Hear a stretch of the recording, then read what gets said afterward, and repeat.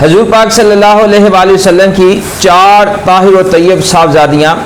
ام المومنین سیدہ خدیجہ الکبریٰ رضی اللہ تعالیٰ عنہا کے بطن پاک سے پیدا ہوئی۔ سیدہ زینب، سیدہ رقیہ، سیدہ ام کلثوم اور سیدہ فاطمہ الزہرا رضی اللہ تعالیٰ عنہن۔ صاحب روضۃ الواعظین نے لکھا ہے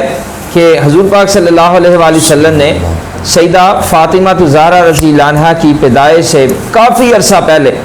ام المومنین سیدہ خدیجہ الکبریٰ رضی اللہ تعالیٰ عنہا سے فرمایا کہ میرے پاس جبرائیل علیہ السلام حاضر ہوئے اور انہوں نے عرض کیا یا رسول اللہ صلی اللہ علیہ وسلم آپ کے ہاں بیٹی پیدا ہوگی اور اس کا نام فاطمہ رکھنا، اور یہ ان کا نسلی نام ہوگا جس کے معنی ہے پاک ببرکت پاکیزہ۔ اور ایک روایت کے مطابق صاحبزادی کا نام فاطمہ رضی اللہ تعالیٰ عنہ اس لیے رکھا کہ اللہ تبارک و تعالیٰ نے ان کو اور ان کی اولاد کو جہنم کی آگ سے آزاد فرما دیا ہے۔